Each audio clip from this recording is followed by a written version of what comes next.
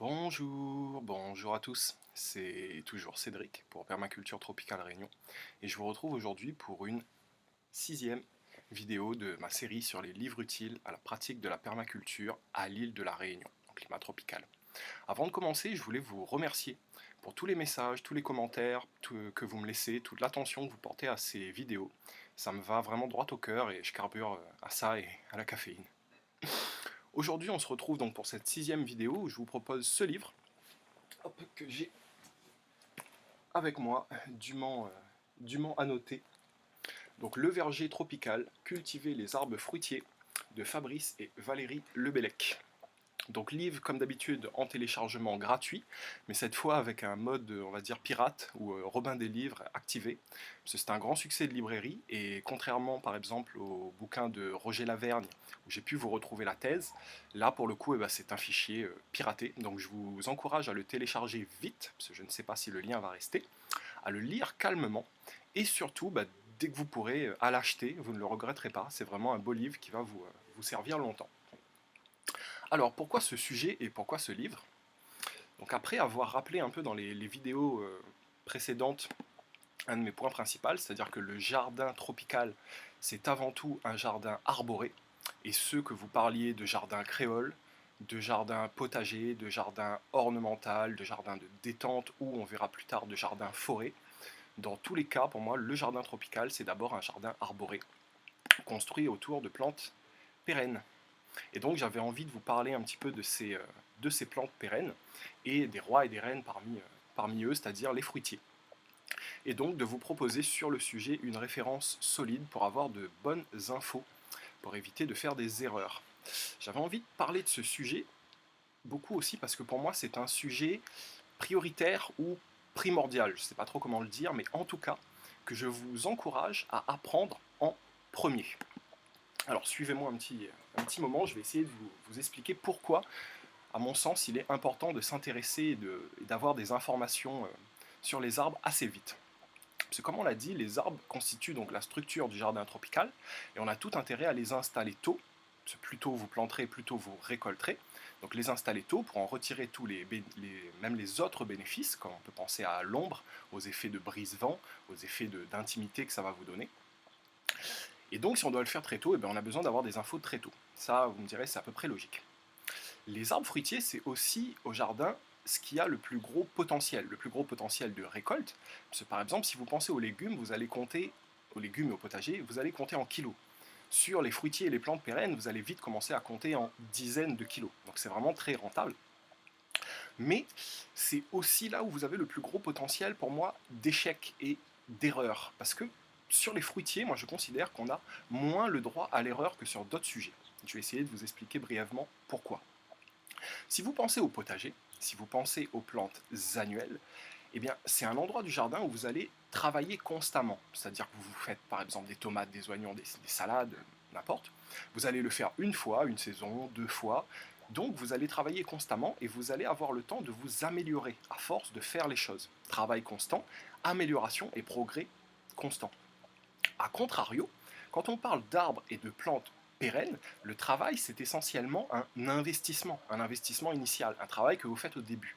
Même si vous avez des gestes techniques, les insectes, etc. à gérer au fil de la vie de votre arbre, le plus gros il se fait au début. C'est à la fois l'avantage et le désavantage. Parce que ce gros travail, ça va être quoi? Ça va être essentiellement de la préparation du sol, mais surtout des choix, choisir les bons arbres et choisir les bonnes variétés.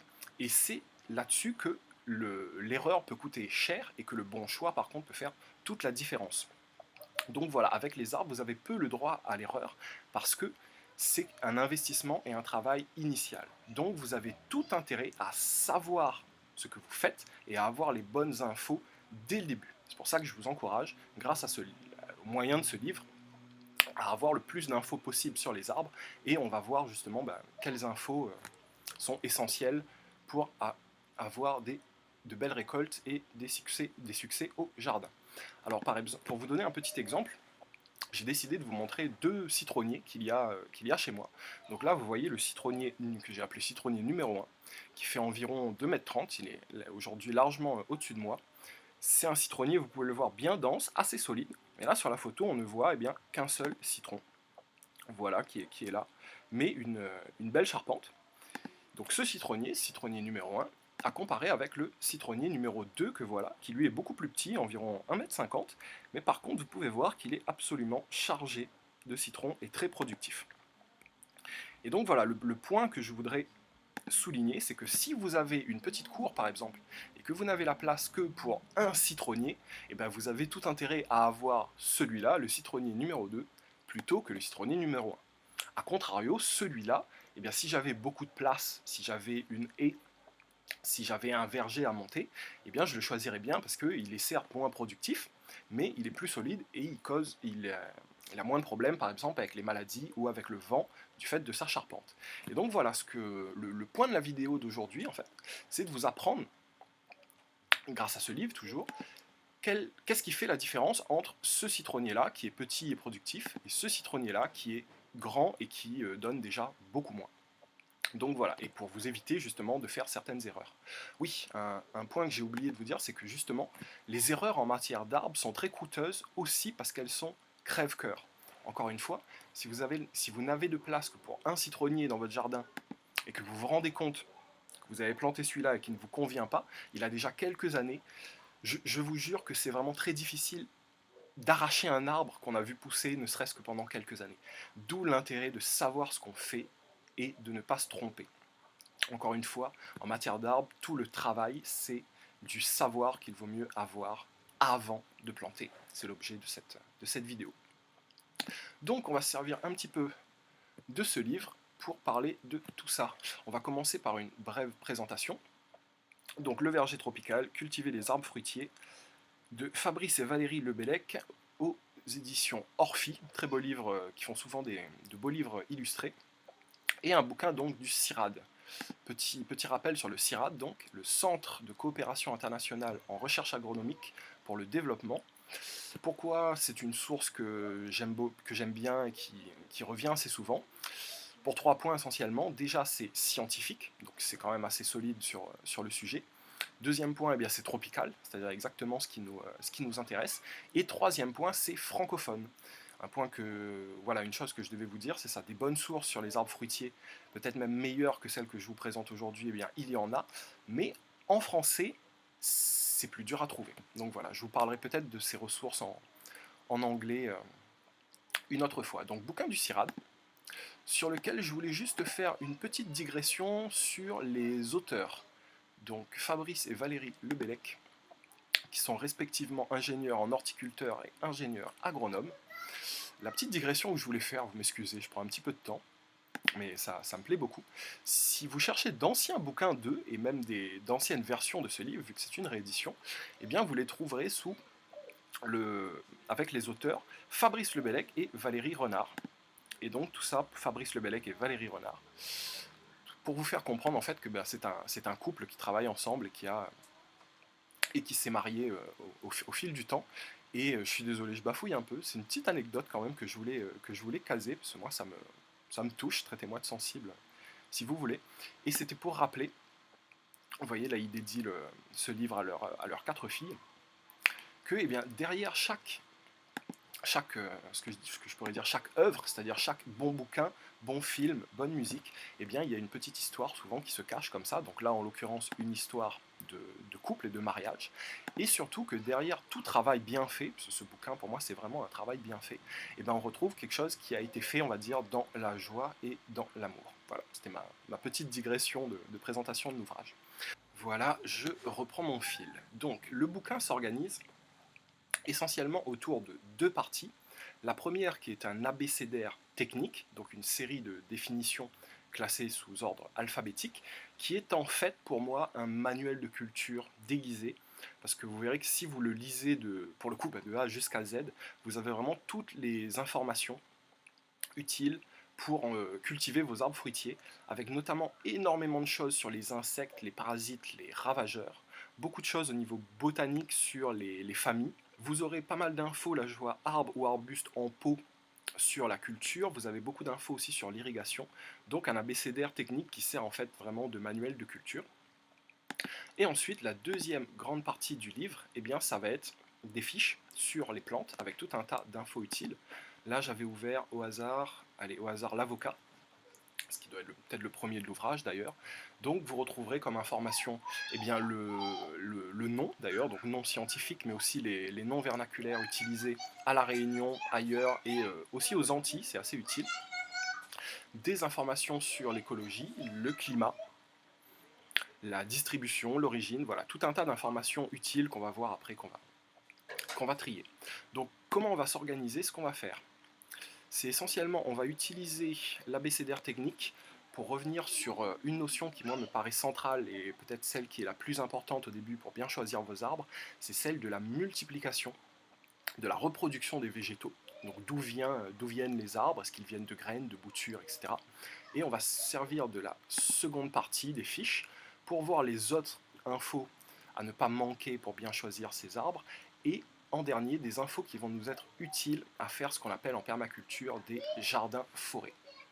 Donc voilà, on est parti pour notre première partie donc sur la reproduction des arbres.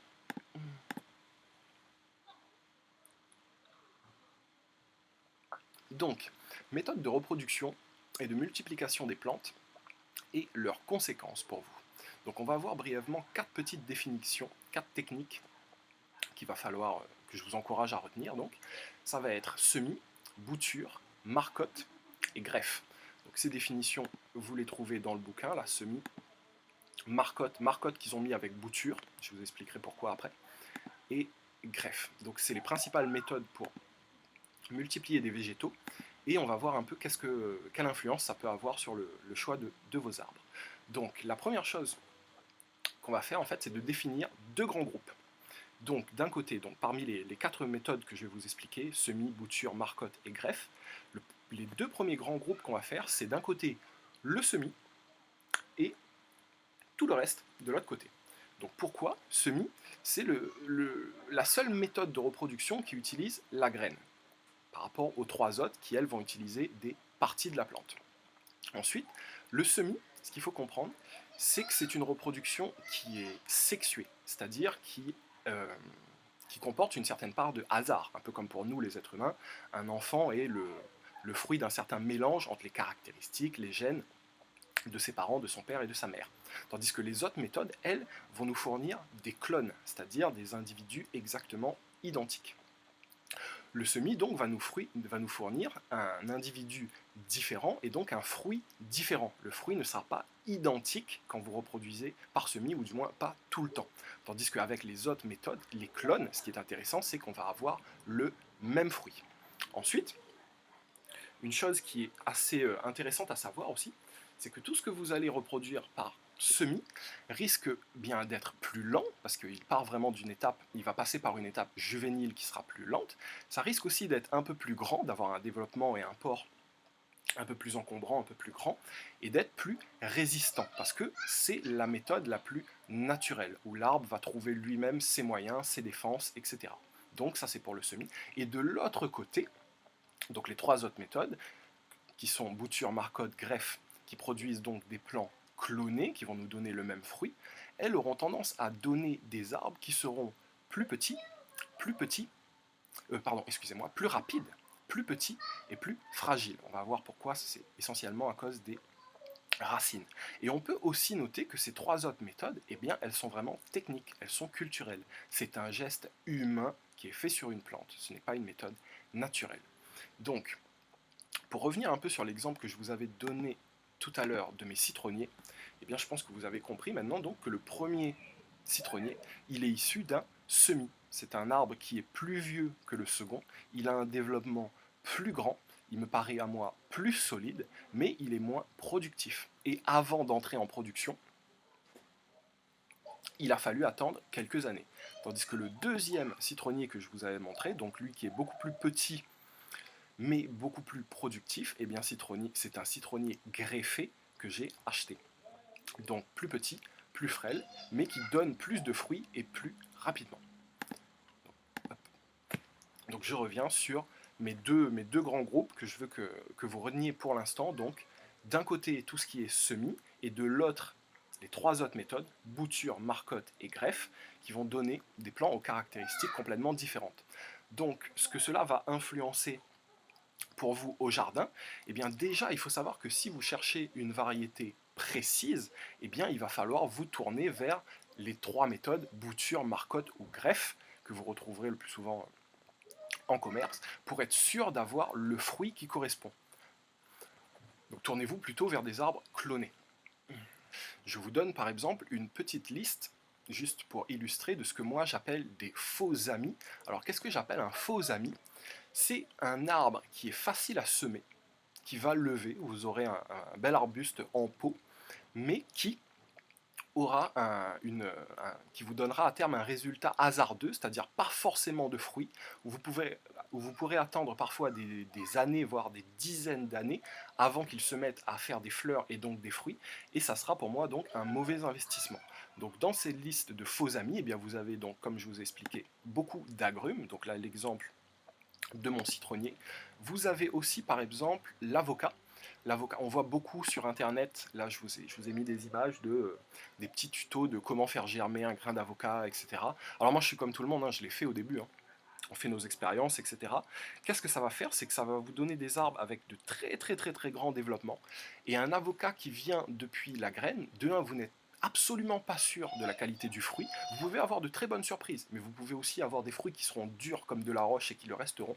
Ça vous donnera ça, et ça vous donnera un arbre avec vraiment un très grand développement qui n'est pas forcément adapté à des petites cours. Donc là aussi, un faux ami. Donc, si vous souhaitez avoir des avocats en manger énormément et que ça ne vous prenne pas énormément de place, achetez un avocat greffé. Autre faux amis, par exemple, les longanies et les litchis, où c'est très facile de faire germer des grains et d'avoir des semis faciles. Mais là, pareil, ça peut prendre énormément de temps et vous donner un fruit très moyen, par exemple, au bout de 5 ou 10 ans. Donc ça n'en vaut pas forcément l'investissement. Donc ça, ce que je considère important d'avoir comme info déjà, si vous voulez un fruit précis et que vous n'avez pas forcément énormément de place pour mettre de gros arbres ou beaucoup d'arbres, eh bien vous avez intérêt à bien connaître ces définitions et à savoir d'où proviennent vos végétaux, à vous assurer que c'est des clones et non pas des semis. Donc je voudrais continuer en vous faisant maintenant, une fois qu'on a fait ces deux grands groupes, semis d'un côté, les clones de l'autre, à voir les différences parmi les différentes méthodes pour cloner les végétaux. Donc différence entre bouture, marcotte et greffe. Donc je vais revenir sur mes petites définitions. Pourquoi est-ce qu'ils ont décidé dans ce livre de regrouper les définitions de marcotte et de bouture? C'est simplement parce que le principe est le même. Le principe est de prendre une partie du végétal, donc là en l'occurrence une branche, et de la faire s'enraciner pour créer un clone. Dans le cas de la bouture, vous allez couper une branche et la mettre en terre, donc amener la plante à la terre. Et dans l'autre cas, le cas de la marcotte, là vous allez laisser la branche en place et cette fois, comme vous voyez sur le schéma, allez amener de la terre sous forme d'un petit sachet que vous allez entourer autour de la branche, donc amener la terre à la plante pour créer un nouvel individu qui va s'enraciner et que vous pourrez couper après. Donc ces deux méthodes créent des clones et leur grand avantage donc c'est d'être rapide, parce que comme c'est une plante mature, vous pourrez avoir des fruits très rapidement. Par contre, le désavantage, c'est qu'on va avoir un système racinaire qui sera plus fragile que sur une plante qui a été semée, par exemple. Je passe à ma dernière définition, donc la greffe. Voilà, je vais vous laisser sur cette photo-là. C'est pour moi le geste donc le plus technique. Il va impliquer en fait de coller deux parties différentes. On va avoir une partie qui sera en bas qu'on va appeler le porte-greffe, et une partie qui sera en haut qu'on va appeler le greffon, qu'on va venir coller. Ce que vous voyez là, c'est le point de greffe. Donc l'intérêt ici, c'est d'avoir une variété précise, c'est-à-dire ce qui sera en haut, c'est le fruit qu'on cherche à avoir et qu'on cherche à garder. C'est le cas notamment pour beaucoup d'agrumes, quand on pense aux tangor, clémentine, etc., qui ont beaucoup de variétés. Et la partie du bas, donc le porte-greffe, sur lequel on greffe le greffon, elle va en fait nous donner des caractéristiques qui vont être liées aux racines, qui vont influencer la résistance et le port de l'arbre. Et je vous le répète, pour moi, c'est donc le geste le plus technique. Hop. Donc, je répète, bouture, enraciné en amenant la plante à la terre, marcotte enracinée en amenant la terre à la plante, et greffe, le geste le plus technique qui implique de coller deux parties de deux plantes différentes, mais de la même famille. Si je cherche à classer ces méthodes par difficulté, je dirais que le plus simple c'est le semis, ensuite vient la bouture. Vous voyez d'ailleurs derrière j'ai quelques arbres avec moi pour illustrer, je m'en suis pas servi encore. Donc ensuite, en plus simple, vous avez la bouture, ensuite la marcotte et en dernier la greffe. Donc l'intérêt pour vous de savoir tout ça, et bien moi déjà j'y trouve un intérêt financier. Voyez-vous, voilà, c'est ça que je voulais vous dire, je suis comme tout le monde. Ce que j'achète, d'accord, c'est ce que je ne sais pas faire. Mais j'essaye de continuer à apprendre pour savoir faire de plus en plus. Et donc, ce que je voudrais vous faire comprendre, c'est qu'il y a certaines plantes, si vous pouvez le faire vous-même, eh bien vous avez peu d'intérêt à l'acheter. Donc là, par exemple, en bas de la fiche, vous pouvez voir, je vous ai fait deux petites listes à titre d'exemple. La première, c'est une liste de semis faciles, d'accord, et d'espèces qui donnent un fruit correct depuis la graine. Donc ils font partie de cette catégorie où, même en passant par la graine et en faisant un semis, eh bien vous n'aurez pas de variabilité, vous aurez le même fruit. Donc dans cette liste, vous avez par exemple le goyavier. Alors je me retourne parce que normalement je les ai avec moi. Donc voilà, là par exemple j'ai un petit plan de goyavier. Le goyavier, la goyave, c'est des choses que vous pouvez très bien semer vous-même à partir des graines de fruits que vous récupérez. Vous n'aurez pas d'erreur et peu d'erreurs et de variabilité à partir de ça.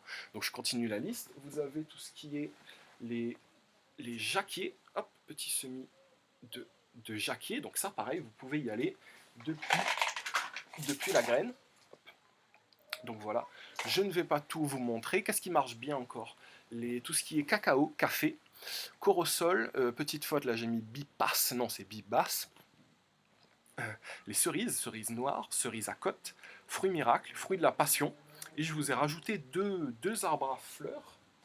Le flamboyant nain que j'ai là, qui marche très bien par semis. Donc vous récupérez des graines et vous les semez tout simplement. C'est ce qu'il y a de plus, c'est le geste le plus simple.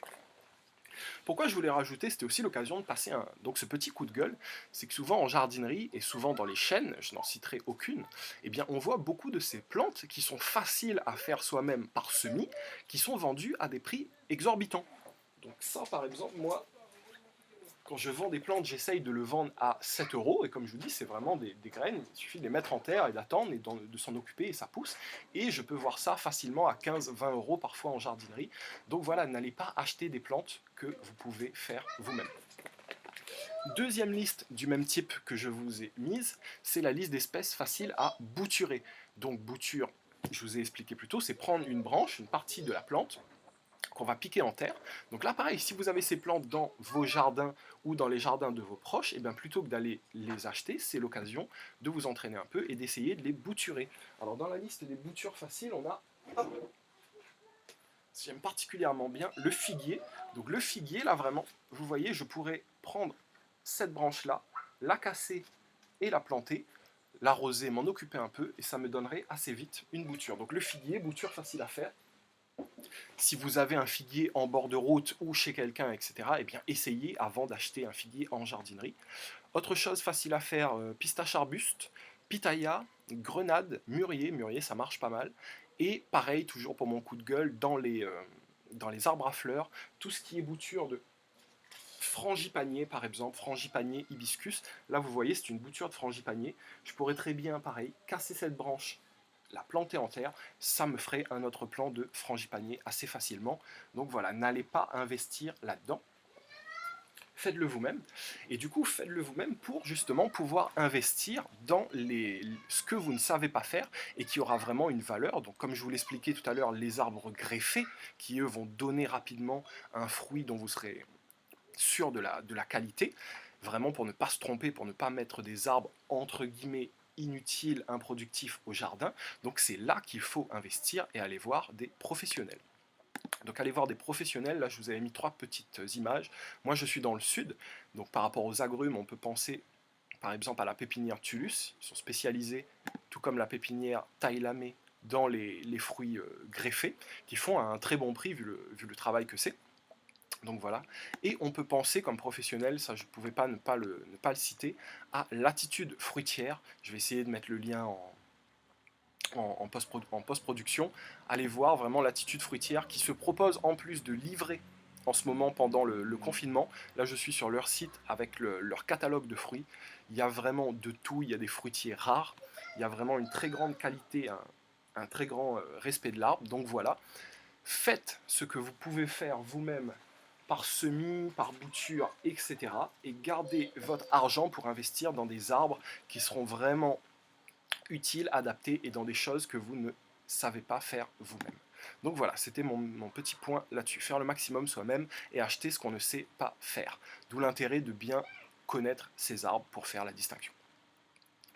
Rapide, on a à peu près couvert donc cette question de multiplication et de reproduction des plantes. Ah oui, une autre chose que je voulais vous dire sur le fait justement donc de faire soi-même le maximum pour n'acheter que ce qu'on ne sait pas faire et qui est vraiment précieux, c'est qu'on peut aussi penser, ah oui vraiment comment j'ai pu oublier de vous parler de ça, on peut aussi penser à toutes ces plantes qu'on peut faire nous-mêmes et qu'ensuite on peut vendre. Parce que l'idée en permaculture, c'est toujours d'avoir un jardin abondant et rentable, mais ce n'est pas forcément d'avoir un jardin abondant et rentable exactement dans le produit qu'on cherche. Je suis désolé, je m'explique. Donc pourquoi je vous ai mis des images de cacao là? Vous allez voir, mon exemple est très simple. Cacao, j'en ai ici, là vous voyez. Ce petit plant de cacao, je l'ai acheté sur Marketplace à un monsieur qui a chez lui, donc il vit au rez-de-chaussée d'un immeuble. Donc il a un très très petit jardin. Et sur environ 3 mètres carrés qui sont complètement à l'ombre contre son bâtiment, il a 2 grands pieds de cacao dont il récolte les fruits et dont il fait ensuite les semis. Donc l'intérêt de savoir faire les choses simples par soi-même, il fait les semis et ensuite ces plants de cacao, il les vend.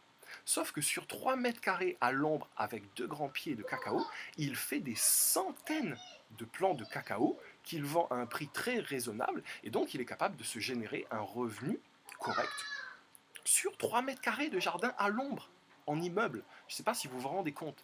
Et donc voilà, ce que je voulais vous expliquer, c'est que ce monsieur qui fait ses plants de cacao lui-même sur son tout petit jardin à l'ombre, il ne peut pas faire des salades, des tomates et des oignons.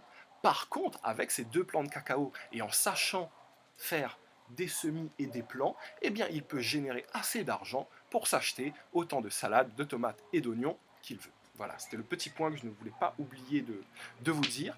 Et moi, je n'ai pas réussi à, parce que je les ai enlevés d'internet, à retrouver mes annonces de vente de plantes. Et donc j'ai appris, comme vous le voyez, donc voilà, à multiplier des végétaux.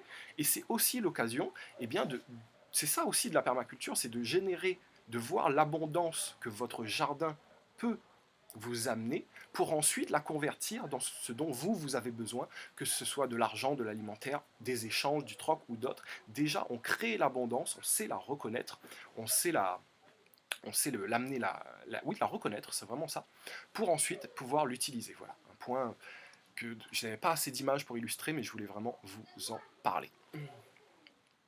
Je reprends mon fil, donc après ça, je vous ai parlé des pépinières, du fait de vendre des plantes. Là, ce qu'on va voir, du coup, c'est les autres informations qui sont pour moi essentielles. Je vous encourage à apprendre très tôt pour ne pas faire d'erreurs et pour avoir le plus de bénéfices possible pour bien choisir vos arbres fruitiers et avoir de belles récoltes. Donc ces autres facteurs, essentiellement, ça va être, j'en ai 3, le climat, donc climat et écologie de l'arbre, que vous retrouvez dans les fiches, on va y venir, les méthodes de culture et les détails techniques, et tout ce qui concerne ensuite la floraison et la fruitaison des arbres. Donc je vais vous donner quelques exemples. Donc pour le climat, donc là j'ai pour illustrer la carte des pluviométries, vous voyez cette pluviométrie complètement, ces différences absolument folles à La Réunion, où on peut avoir 8 mètres cubes d'eau d'un côté et moins d'un demi-mètre cube de l'autre côté. Vous vous doutez bien que ce n'est pas les mêmes arbres qui poussent, et donc il y a des choses à savoir, donc choix des espèces, c'est la petite fiche dans le livre, les exigences écologiques de chaque espèce, espèce de climat tropical chaud, de climat tropical plutôt sec, etc. Là-dessus, il y a des choses à savoir pour ne pas se tromper. Un exemple, le mangoustan, qu'on trouve essentiellement quand on en trouve à l'est de l'île, je le vois mal vu ses besoins en eau, en humidité, pousser à l'ouest. Un autre exemple, ça va être par exemple la grenadelle, ce fruit de la passion absolument délicieux que que moi j'adore, eh bien on se rend compte que la grenadelle, elle préfère pousser en altitude, et qu'à La Réunion, il y a vraiment des fruits de la passion pour toutes les altitudes. Si vous êtes plutôt dans les bas ou à moyenne altitude, vous allez vous tourner vers le fruit de la passion commun, le mauve qu'on trouve dans les marchés. Par contre, dès que vous commencez à être un peu plus haut, 600, 800, etc., mètres d'altitude, là vous allez vous tourner vers la grenadelle qui aura de bien meilleurs résultats. Ici, moi personnellement, je suis à 500 mètres d'altitude, j'ai du fruit de la passion et de la grenadelle galère, ce n'est pas son climat. Donc voilà, une information utile à avoir, donc le climat. Climat aussi par rapport au litchi, en anecdote, litchi longani, je voulais vous le donner, donc vous prendrez le temps de lire ça dans le livre. Le litchi a besoin d'une saison fraîche et sèche pour fleurir et donner des fruits corrects. Donc si vous avez une humidité constante, comme dans une chaleur constante, comme dans certains coins de l'île, ça va être plus dur d'avoir de belles récoltes de litchi. Donc voilà un petit peu pour quelques exemples pour le climat.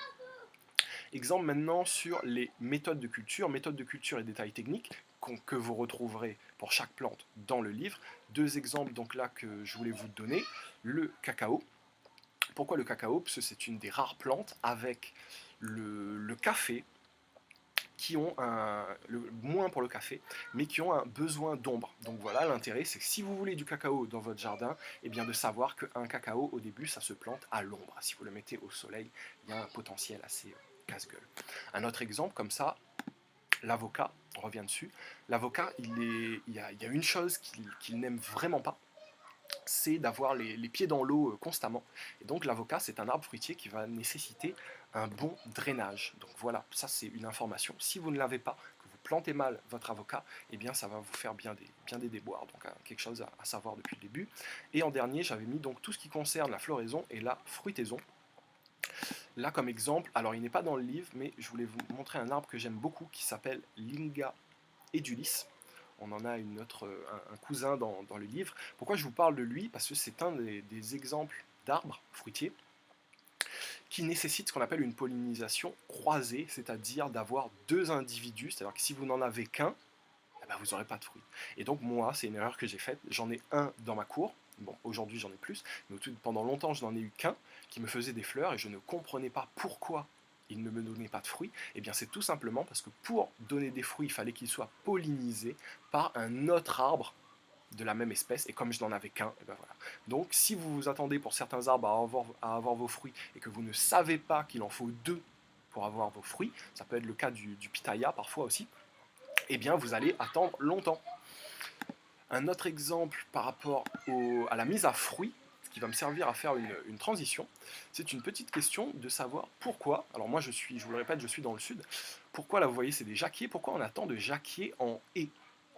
Et bien là, c'est une observation simple à faire, je pense qu'on fait nos grammones, c'est que le jacquier, une de ses caractéristiques de sa mise à fruit, c'est qu'il va porter les fruits sur son tronc et sur ses branches. Contrairement, on peut penser par exemple au manguier, à l'avocat, au litchi, qui eux vont porter leurs fruits en bout de branche. Alors quelle différence ça fait? Et bien si vous le mettez en haie à côté d'une route, on voit ça assez communément à La Réunion, et bien un manguier, vous allez avoir beaucoup de pertes de fruits qui vont tomber sur la route, ça va être dangereux d'aller les récupérer, ça va être galère, etc.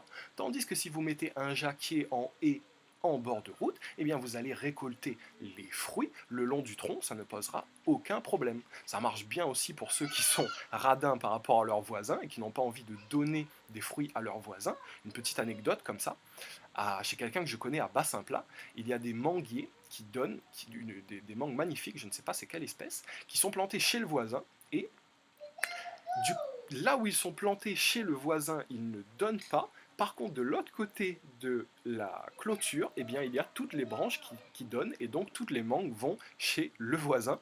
Moi, je trouve que c'est assez rageant, et donc si c'était des jacquiers, il n'y aurait pas eu ce problème-là. Donc voilà le genre d'informations. Plus vous en saurez sur vos arbres, plus vous pourrez les utiliser correctement. Donc d'accord, première partie de la vidéo, c'est vraiment éviter les erreurs, et là, on va passer sur la partie retirer le maximum des arbres. Plus on en sait, plus on va arriver à faire des choses intéressantes. Donc Jackie en transition, donc j'aime bien vous parler des haies comme ça, parce que les haies en fait pour moi, c'est la première étape où on va chercher à intégrer des arbres, et donc ça me sert de transition pour vous parler du dernier point de cette vidéo qui va être le cas des jardins forêts. Hop. Petit clap et je reviens. Hop. Donc, dernier point que j'aimerais aborder dans cette vidéo, le cas des jardins-forêts. Type de jardin qu'on aime particulièrement en permaculture et qui s'adapte très bien aux climats tropicaux. Donc petite définition, jardin-forêt, aussi appelé jardin-verger, forêt-jardin, forêt fruitière, forêt nourricière ou forêt comestible, est un jardin créé selon le modèle de la forêt naturelle. Il comporte différents étages de végétation tels des grands arbres, des arbustes, des buissons, des plantes herbacées, aromatiques, médicinales, etc. Donc ça se rapproche beaucoup du jardin créole où tout est mélangé. Je vous ai trouvé quelques petites photos là, donc d'abord quelques petits schémas parce que c'est plus simple à comprendre. Donc vous voyez des types de jardins où on mélange les arbres selon des caractéristiques bien précises et c'est ça qui va nous intéresser, c'est de savoir quelles sont les infos pour créer ce genre de jardin avec des espèces mélangées. Donc voilà, je continue, je vous montre quelques petites photos. Donc là on peut voir des bananiers, manguiers avec plus couvre-sol, ananas, etc.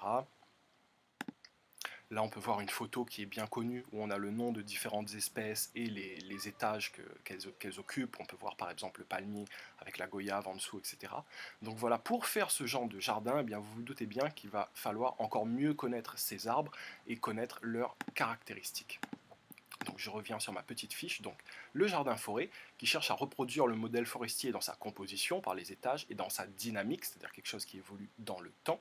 Il permet donc d'accroître la production d'un espace. Pourquoi? Parce qu'on va y planter plus, mais il va falloir planter de façon complémentaire. Donc ça répond à nos principes de permaculture, même si je ne vais pas trop m'étendre là-dessus aujourd'hui. Donc intégrer les arbres entre eux plutôt que les séparer, collecter et stocker l'énergie, parce que plus vous allez avoir d'arbres sur un espace, plus vous allez avoir de matière organique qui va vous servir ensuite à améliorer votre sol, etc. Donc c'est collecter de l'énergie pour ensuite la redistribuer au système. Comment reconnaître un permaculteur? Il ne parle pas de jardin, il parle de système. Valoriser les ressources renouvelables, bien, tout simplement parce que cette masse et cette diversité d'arbres que vous allez mettre, c'est des ressources renouvelables qui vont vous servir à plus d'une fonction. Donc d'où la nécessité de savoir quelle espèce cultiver ensemble et selon quels critères.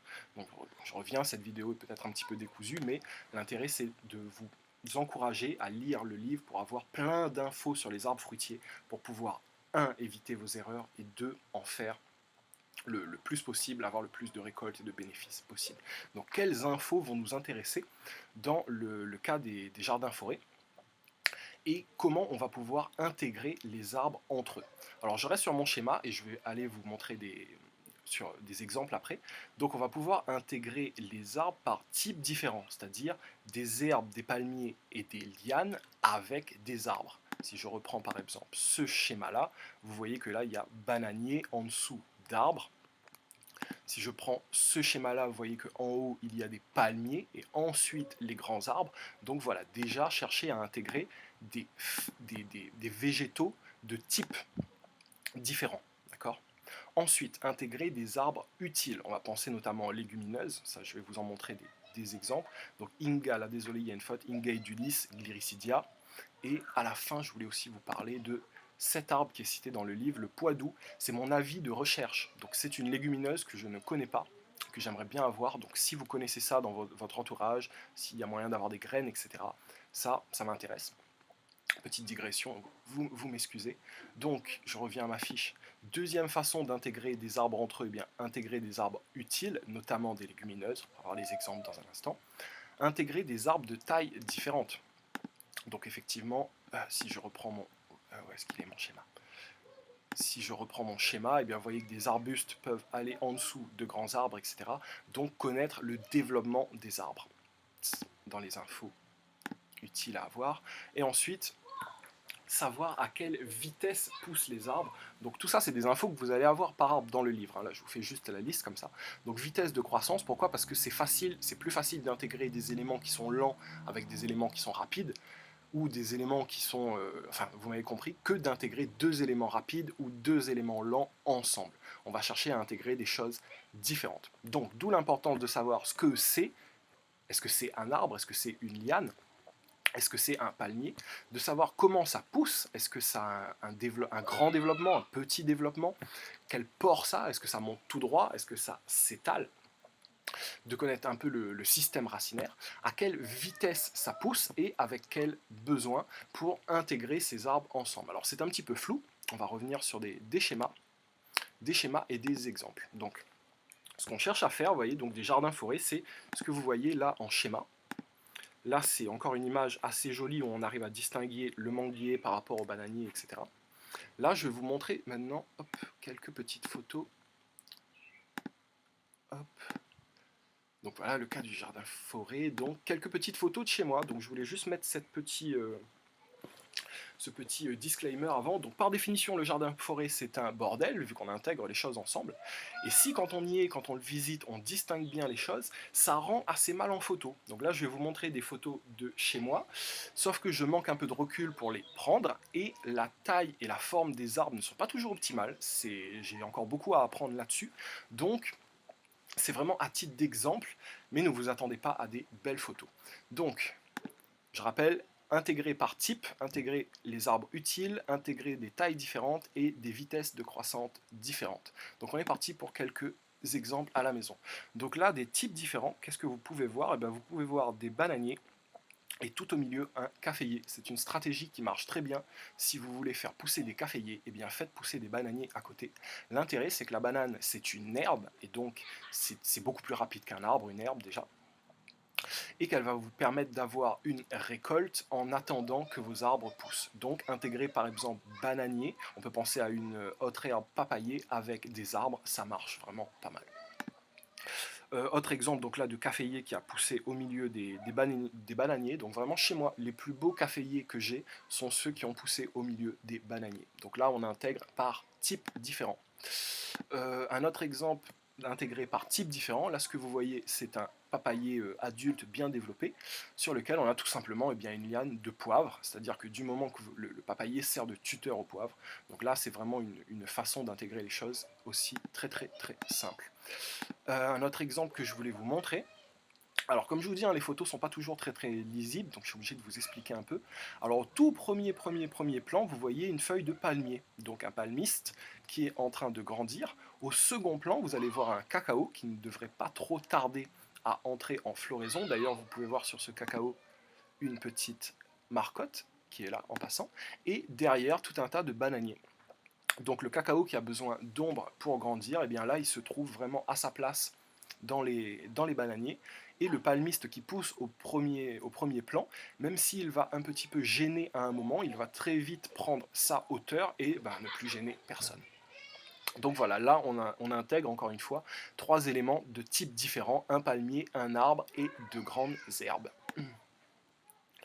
Autre exemple que je pourrais vous montrer, alors cette photo est particulièrement difficile à lire, mais malgré tout elle illustre le fait d'intégrer des éléments à des vitesses différentes. Alors suivez-moi un petit peu pour celle-là, parce que vraiment elle n'est pas facile à lire. Vous voyez ma main, ce que je tiens c'est un agrume, c'est donc un citron. Donc il y a un citron là-dedans. Le citron pour moi c'est l'élément qui grandit à vitesse on va dire moyenne. Ensuite, à côté de ma main, l'arbre que vous voyez là, qui est planté au pied du citronnier, c'est un cerise du Brésil, cerise noire. Donc pareil, lisez le livre, cerise noire, c'est connu pour être un arbre vraiment à croissance lente. Il prend vraiment beaucoup de temps pour pousser et pour donner. Et à côté de lui, ce que vous voyez un peu en haut de l'écran, les quelques feuilles avec ces teintes un petit peu orange, là, eh bien c'est du goyavier. Donc voilà, c'est les trois éléments qui sont un petit peu difficiles à voir, mais qui constituent cet exemple. Le goyavier, j'en mets systématiquement maintenant avec beaucoup d'arbres, parce que c'est un arbuste, donc il ne gênera pas, à développement rapide. Donc avant d'avoir les citrons que vous voyez là, eh bien j'ai déjà récolté pendant 3 ans des goyaviers sur ce plant de goyavier là, d'accord. Ensuite, j'ai mon citronnier qui a pris son temps pour s'installer et qui donne aujourd'hui, donc élément à vitesse moyenne. Et ensuite, j'ai mon cerise à côte qui est un élément à vitesse, à croissance lente. Et donc, ces trois éléments, rapide, moyen, lent, goyavier, agrumes et cerise du Brésil, ils ne se gênent pas entre eux parce qu'ils sont de types différents. Ils ont des vitesses différentes. voilà pour cet exemple. Ici, donc un exemple que j'aime bien aussi, donc ce que je vous disais tout à l'heure, donc intégrer des herbes et des arbres, surtout à développement moyen. Là, ce que vous voyez, c'est un cerise à côte, pas cerise du Brésil, ce coup-ci cerise à côte, qui est planté juste à côté d'un papayer. Et les deux donnent très bien. J'avais un second exemple, voilà, même type ici. Là, c'est un papayer qui est un peu plus vieux, qui est intégré avec un goyavier. Hop. Sur cette photo, ce que vous pouvez voir, eh c'est des goyaves au premier plan, et les feuilles que vous pouvez observer derrière, c'est donc cet arbre que j'aime beaucoup. J'ai une bouture avec moi ici, là, le Inga edulis, hop, qui est un arbre légumineuse. Je ne sais pas si j'arriverai à vous montrer des nodules sur celui-là, je ne pense pas qu'il en a. Non, il n'en a pas encore celui-là. Donc voilà, là vous voyez donc goyavier plus Inga edulis, donc un arbre fruitier plus une légumineuse, et ils sont plantés vraiment à quelques dizaines de centimètres d'espacement. Un autre exemple de ça, donc là, désolé encore une fois pour la qualité des photos, mais c'est vraiment un titre d'exemple. Là, vous voyez bien deux troncs. Et bien, le premier tronc que vous voyez, le gros, c'est un avocat. Le deuxième, c'est un goyavier. Et là, donc, on intègre parce que ces plantes n'ont pas la même taille du tout. Donc ici, c'est la même, les deux mêmes arbres, mais pris sous un angle différent. Vous voyez que l'avocat est complètement au-dessus. Et le goyave, où vous voyez des sachets là, donc pour protéger les fruits, complètement en dessous. Et donc, ils ne se gênent pas. Et sur un même espace, comme vous pouvez le voir, là, ils sont vraiment plantés très très serrés. Sur un même espace, on peut avoir ces deux espèces. Donc voilà, l'intérêt de savoir que l'avocat, surtout depuis le grain, va avoir un grand développement, tandis que le goyave, c'est plus, quelque part, un arbuste qu'un arbre, et bien ça vous permet de faire ce genre de combinaison-là. Je continue, là c'est le citronnier que je vous avais montré tout à l'heure, et ce qui est intéressant, c'est que juste derrière lui, à quelques dizaines de centimètres, vous en voyez le tronc ici, donc voilà, un tronc, et ici l'autre tronc du citronnier, vous avez un mûrier qui occupe un espace au-dessus, parce que le mûrier va être beaucoup plus élancé que le citronnier. Donc voilà, encore une fois, le port des arbres, une info utile pour pouvoir les combiner et avoir deux récoltes différentes sur un même espace. On continue avec, voilà, encore une petite photo. Alors là, c'est deux arbres pareils qui ont une vitesse de développement complètement différente. Donc le gros tronc que vous voyez d'un côté, c'est un pistache arbuste, un arbre qui va pousser vite depuis le semis, qui va vous donner des noix comestibles qui sont très bonnes, et qui là est planté à quelques dizaines de centimètres d'un corosol qui lui est en développement. Et donc le but, c'est d'avoir la récolte et l'ombre et la matière organique du pistache arbuste que vous voyez là, qui a été déjà bien taillé pour servir de mulch, de matière organique, d'avoir ça pendant que le corosol se développe, qui lui a besoin d'un peu d'ombre pour être protégé, et de cette compagnie là racinaire et des autres végétaux. Et donc voilà deux choses qu'on peut intégrer parce qu'ils n'ont pas la même vitesse de croissance. Une autre photo de la même chose là ici, et je vais finir avec peut-être une dernière photo, non pas celle-là, pas celle-là, voilà, une dernière photo toute banale mais qui est intéressante parce que là vous pouvez voir en fait 4 troncs bien distincts plus un moignon de tronc. Alors dans l'ordre, suivez-moi, là vous avez tout à gauche un tronc de manguier. Là, le petit bout de tronc qui reste, c'était un bringélier marron. Là, le petit bout de tronc qui reste là, c'était un énorme bringélier marron qui m'a servi d'espèce pionnière. Il n'est plus là, parce qu'il n'a plus raison d'être, et il est mort tout seul. Donc, manguier, bringélier marron. Le grand tronc vert que vous voyez ici, c'est un autre pistache arbuste. Au milieu, un bananier. Et sur le coin, cet énorme tronc, c'est encore l'Inga edulis qui sert d'arbre légumineuse. Et donc là, sur ce petit espace, vous avez un arbre support, qui est planté à côté d'une grande herbe, la banane, qui va donner des régimes et donc une production très rapide. Pareil pour le tronc tout vert à côté en arrière-plan, qui va donner sa matière organique et une récolte assez tôt. Et à côté, ce manguier, qui ne donne pas encore et qui pour l'instant est en croissance au milieu des autres. Et donc les trois autres arbres ont vocation à disparaître pour laisser la place au manguier. Mais le but de cette technique, c'est d'avoir une production constante, même quand le manguier ne donne pas encore. Voilà, j'espère que ça n'aura pas été trop brouillon. C'est les exemples dont je voulais vous parler pour le jardin forêt. Voilà un petit peu. Oui, on va s'arrêter là-dessus. Et je vais vous faire donc la conclusion de cette vidéo. J'espère qu'elle n'aura pas été trop brouillonne. Donc en conclusion, ce que je voulais vous dire à travers cette vidéo et à travers la présentation de cet ouvrage, c'est que quel que soit votre niveau, eh bien vous n'en saurez jamais assez sur vos arbres et sur vos arbres fruitiers. C'est un sujet d'autant plus important si vous commencez, si vous débutez votre jardin, parce que les arbres, et notamment les fruitiers, vont en être la structure. Ils doivent être mis en place assez rapidement et ils vous rapporteront beaucoup si vous prenez le temps de bien les connaître. Donc bien les connaître et bien les choisir, donc d'où ils viennent, comment ils ont été produits. On a vu tout ce qui était multiplication, reproduction, les méthodes, leur climat, leur écologie et leurs caractéristiques, pour ne pas faire de mauvais choix selon là où vous êtes sur l'île, pour ne pas faire d'erreurs au niveau de la plantation, et éventuellement ensuite en savoir plus sur leur comportement, leur port, vitesse de croissance, etc. Toutes les autres infos utiles pour pouvoir intégrer les arbres entre eux, faire des jardins-forêts, densifier votre jardin et récolter plus. Donc voilà, je vais conclure là-dessus. Téléchargez ce livre, lisez-le, apprenez le plus vite possible toutes ces infos sur les arbres fruitiers, ça vous évitera bien des erreurs. Et achetez ce livre une fois qu'on sera sorti de ce confinement, il vous rendra bien des services. Voilà pour aujourd'hui. Avant de vous laisser, je fais juste un petit rappel parce que vraiment je le voulais. Donc celui dont je vous ai parlé tout à l'heure, le Poitou Inga Lorina, avis de recherche. J'ai pas fait un montage avec l'avis de recherche, mais j'aurais pu. Inga Lorina, si vous connaissez cet arbre, si vous savez où je peux le trouver, ça m'intéresse vachement. Dernier petit point que je voulais faire sur la prochaine vidéo. Je vais me remettre en grand écran. Voilà. Je vais me remettre en grand écran. Dernier point que je voulais vous faire, donc sur la prochaine vidéo, eh bien, on va essayer de se faire un dossier effectivement sur les plantes compagnes. C'est pas du tout ma spécialité, mais je vais réunir en fait les différentes ressources que j'ai sur le sujet et on va essayer bien au moins de réfléchir ensemble pour voir de quoi on parle. Je vous montre ça vite fait. Dans les ressources disponibles sur les plantes compagnes, là, j'ai quelques tableaux sur les associations de plantes, les bonnes, les mauvaises associations. Et moi aussi, j'ai beaucoup de questions sur ces sujets-là, donc je ne sais pas combien de temps ça va me prendre, mais je vous prépare un dossier là-dessus. Voilà pour aujourd'hui, c'était Cédric pour Permaculture Tropicale Réunion, et je vous dis à la prochaine. Merci d'être resté avec moi jusqu'à la fin. Salut!